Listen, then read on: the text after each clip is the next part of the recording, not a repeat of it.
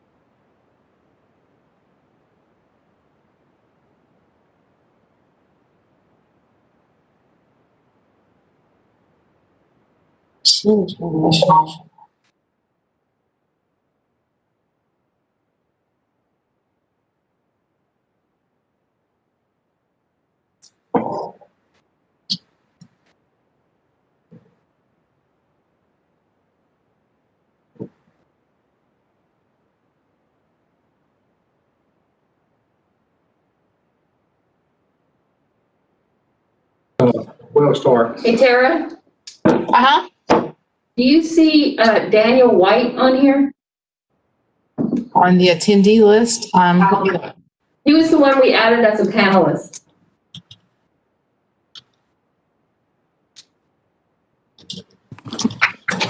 Daniel White Yes. is an attendee.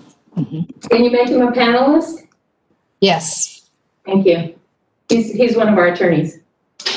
Daniel? Oh, he's muted. Okay, he's Hey, I'm Okay, good. just checking. Hey, Daniel. Yeah. Janine just got on my way over here. Cam Reardon filed another challenge for 30,000 more voters. Same premise. 30,000? Just short of 30, yeah. Did she talk to all of them? So.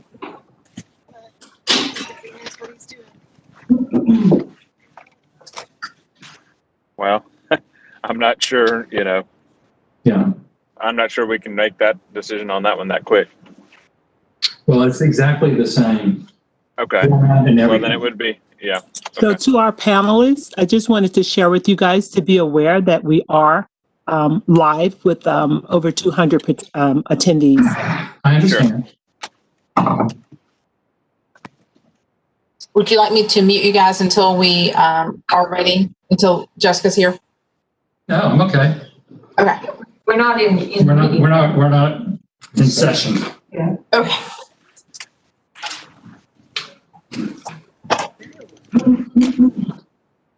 I made the same mistake with Phil's last name. Shoot. With Daniel. I made the same mistake. Oh, you thought it was. Military last name. I was thinking Daniel had to go to the emergency room. That's where I know that. He told me. No. I thought we were talking about Daniel. Right. Oh. Oh. These people go.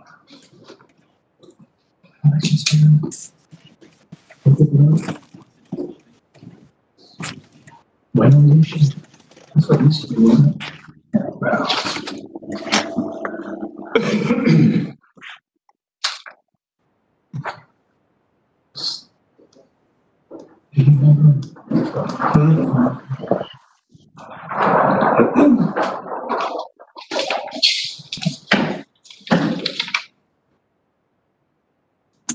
Good church.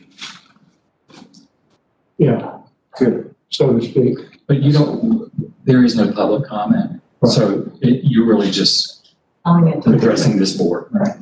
You're controlling this board. Well, we are going to be on there. We will be. Oh, okay. Yeah. But what I mean is, there's no public comment. Got you.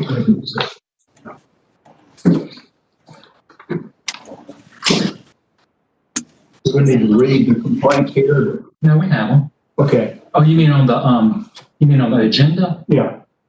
Do we need to read it to the folks here? We could do that. Janine, you want to do that? Some of them are long. Pardon? Some of them are long. No, not the whole complaint. You just said the Yeah, agenda. just, oh, the agenda, okay. I thought you meant the whole. Oh, no. Well, but now we have another one that we don't have the We'll have information to on. make a motion to add it.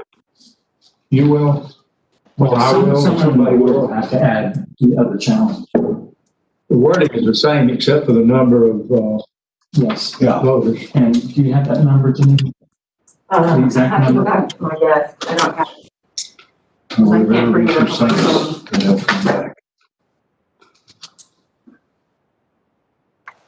I sent it to you, but I don't think you can bring it on your phone. Did you send it to all of us or just? Maybe I can see it on this.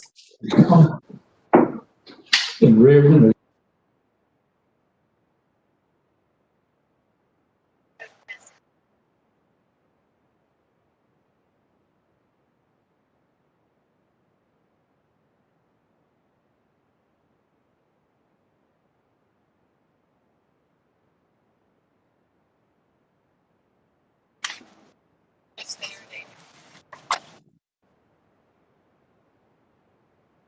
I lost connection.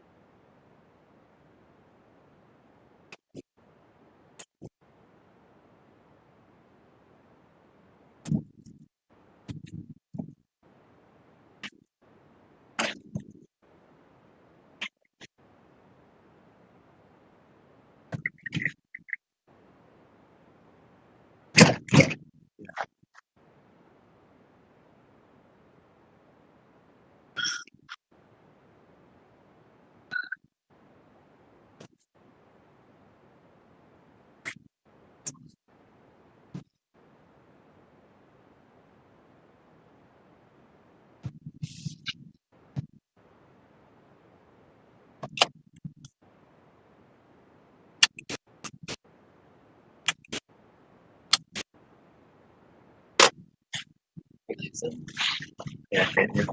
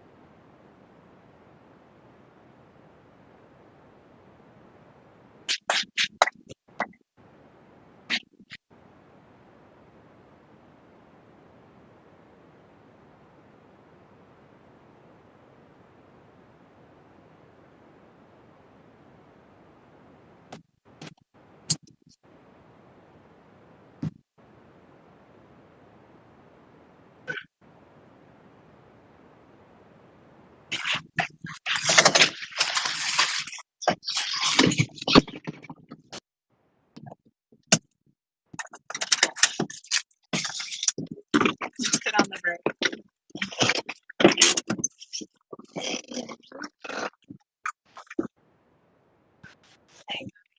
You'll need your bathing suit and swim towel or dry it.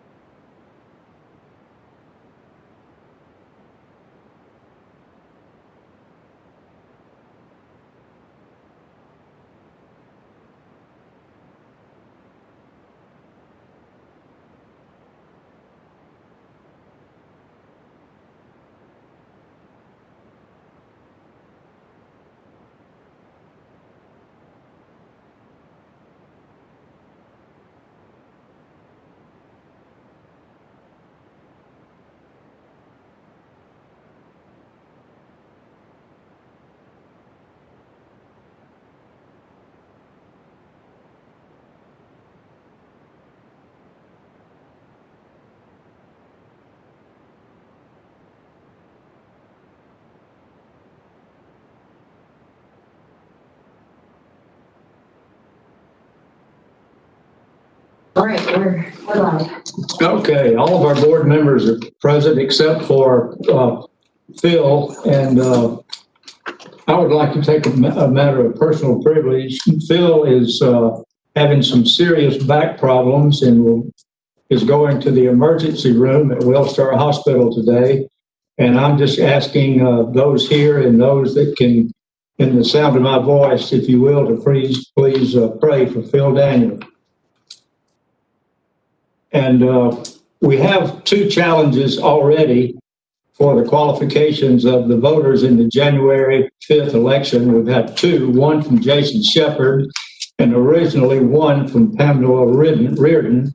And now we have a second challenge second from Pamela.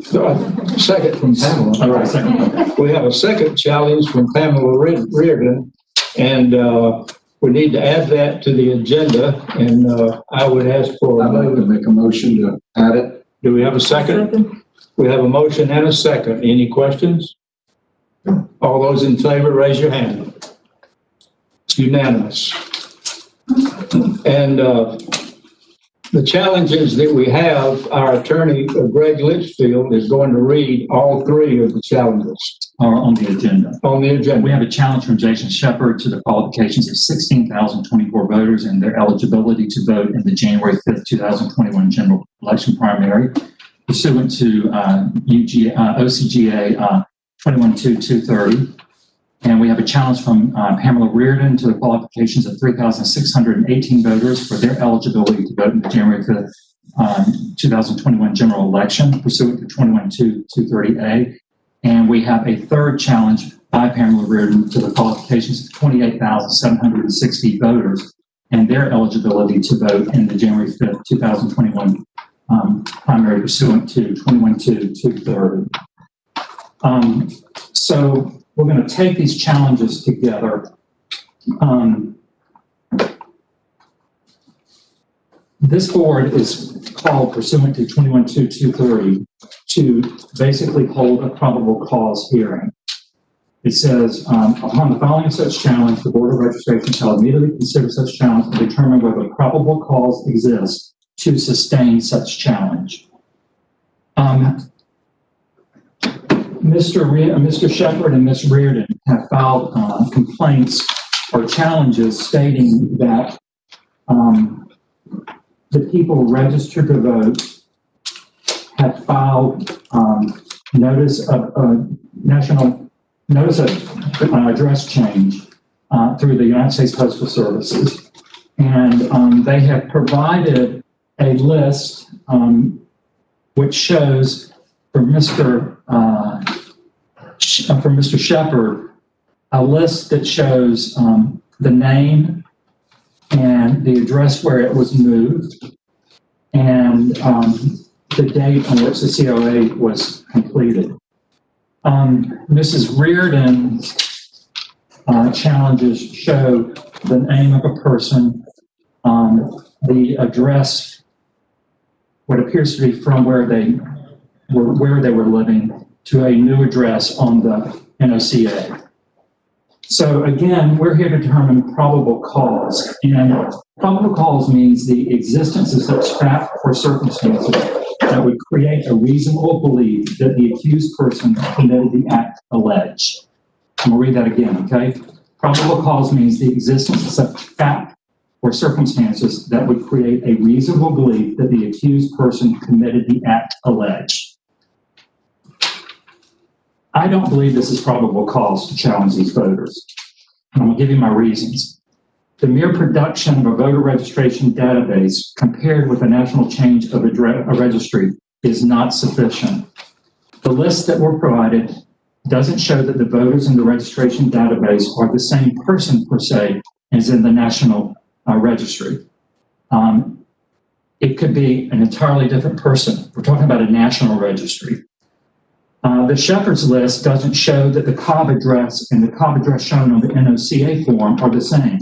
He doesn't even give us the original Cobb address on the NOCA or an NCOA list. The NCOA list, when you go, the form itself, when you go to fill it out, there's a place to mark whether it's permanent or a temporary move. The database list doesn't show whether it was a permanent or a temporary move. And in fact, many people change their address for various reasons. They're temporarily out of and working somewhere else. And particularly during COVID, they may be out of state or county taking care of a loved one who's sick, and they want to receive their mail. So the mere fact that there's this list that has these names on it, to me, isn't sufficient. 21-2-333 has a procedure whereby the Secretary of State will compare the information supplied by the United States Postal Service.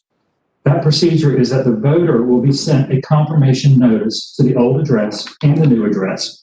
If they confirm they have moved out of state, their name is removed. If they move to a different county, their registration is transferred. If they fail to respond within 30 days that they have not removed, they go into an inactive list. They stay on that inactive list. They're not removed from the voter registration list. They stay on that inactive list through 2 election cycles, whereupon they are then removed. Okay? Furthermore, the National Voter Registration Act states that a state shall complete not later than 90 days prior to the date of an election for federal office any program, the purpose which is to systematically remove the names of ineligible voters from the list of eligible voters, or 19 days before the election.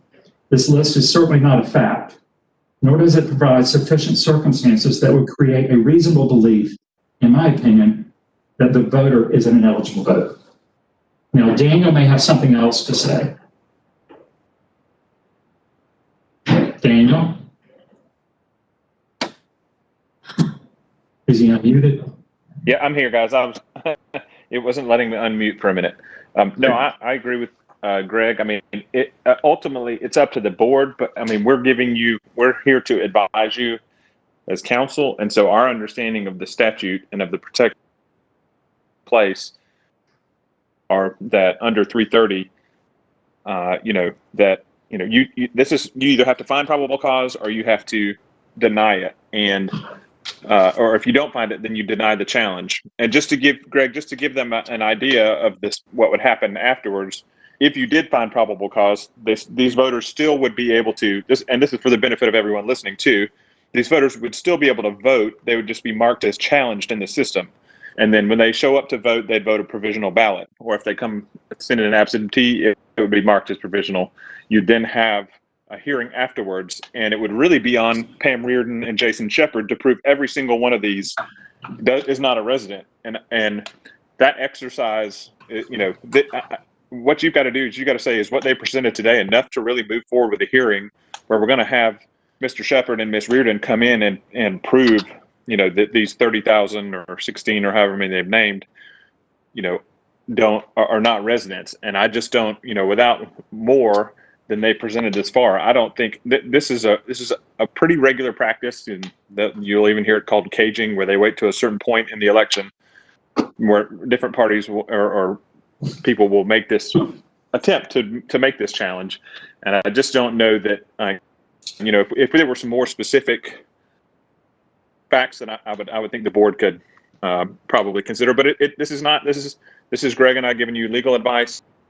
Just as your attorneys, you have the authority to make the decision. It's the registrar, the board of registrars, that makes it. So we want to make that clear. This is us advising you, and it's up to you whether you want to find probable cause. That would really not automatically disqualify all these voters. It would just move them into a challenge status, at which point the challengers would then have to prove it's their burden under 229, OCGA 21-229, to prove that they're not eligible. And I can tell you, if they move forward to the hearing, with what they presented so far, I don't think you'd have enough to find any single one of these people ineligible. So that's my reading of the statute and of the protections under the national. This is very close to the type of thing the National Voter Registration Act prohibits, which is massive list maintenance, during an election. And so you just have to be very careful if you want to exercise that kind of action right now. We'll be glad to take any questions. Do we have any questions? No. I don't have any questions. I have, as usual, I have a comment. You might need to pull your mask down. well, I'm not pulling it off because I have a 5-month-old baby. And Oh, okay. I'm almost 7. That's understandable. So That's I will try to enunciate and project.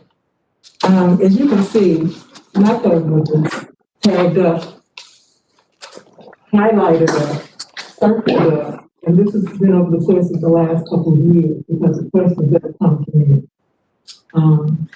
I wanted to see it for myself. I wanted to read it for myself.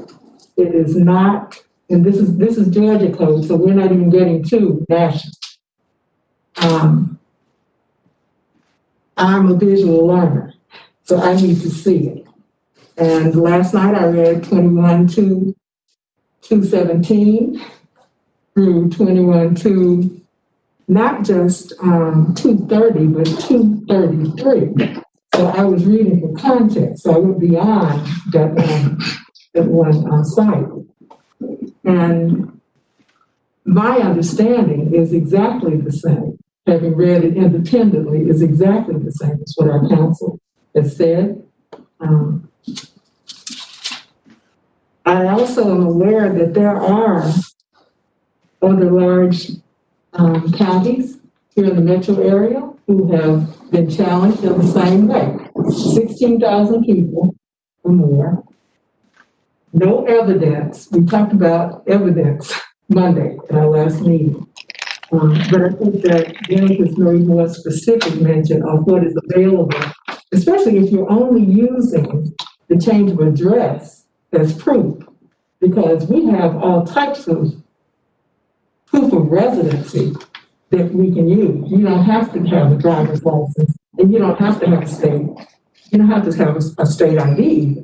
There are other things that you can show, utility, but we have no idea of the same thing we did about the students. We have no idea even about knowing about what the intent is. So, in my opinion, we don't have enough information. There's not enough proof to allow this to move forward. Any other comment? I'd just like to also mention that I checked some of the voters on the second challenge from Ms. Reardon, and 15% of those have changed their registration to that new address that is in there, or they have changed it to another Cobb County address that's not even on that list. So I would question some of the validity of the list. And that then questions that register that is being used and how accurate it was in the first place. And as a matter of fact, I'm aware that it has been adjudicated that it alone is not sufficient, and in many cases is inaccurate as a source to prove what we. And board, this is Daniel again. I do. Greg has a case site he might be able to cite too. There was a Fulton County Superior Court case. It was on slightly different footing because I think it was back in July, so it was more of a preliminary, sort of before the final electors list may have come out. But on very similar grounds, a Fulton County Superior Court judge, and the case site is Schmitz versus Fulton County Board of Elections, and Greg probably. Daniel, actually, it was September 28th. That's right. Well, no, but I think the challenge was filed in July, but the hearing was September 28th, right. And then the order I think it was entered on October 1st, and so an October 1st order of the Fulton County Superior Court judge held that this type of challenge was inappropriate and insufficient, to challenge these voters. So it's not necessarily an appellate case law that's binding. It is a ruling from a court in the state of Georgia, so we consider it persuasive and probably binding on us, but it's not quite as rock solid as having a Court of Appeals or Supreme Court, but it is very strong indication of the way a court would handle this if somebody brought a lawsuit from either side. Okay. Well, we've always had excellent advice from our counsel, and this being a probable cause hearing, and you two and I agree that we have a lack of evidence for proof to take a vote to accept these challenges. And there's nothing, if I understand it correctly, to prohibit these people that are listed on here to be able to vote. Is that they can still vote, but they individually, if they can be challenged. But I would entertain a motion at this time. Do we have a motion? I so move. Do we have a second? I'll second it. We have a motion and a second not to accept these challenges. And all those in favor, raise your hand. 4-0. Okay, that's it. Ms. Brooks, this is Daniel. I just want to clarify, just for record purposes, because I'm pretty sure there's counsel listening. So can I clarify your motion was to not find probable cause and deny the challenges. Is that correct? That's correct. Jessica Okay. There was a point where it cut out on audio, and I just wanted to make sure I had it, and everybody else heard it too. I think he asked for the motion and I just said so moved, so I didn't know. Right. Wording, but I make the motion. So why don't you remake the motion to not to No, Greg, I think Are we good? clarified it. But I mean, if she wants to, as long as he was asking for a motion, and I couldn't hear quite what she said. But if she is affirming that her motion was to deny, and that was what the second was, then I think we've got it clear on the record. I am affirming that I was moving to deny. Could you hear that? Okay. All right. She did affirm. I heard it. All right. Good. That's good. Okay. Motion to adjourn? Motion to adjourn. Second. Second. All those in favor, raise your hand. We shall adjourn. Thank you.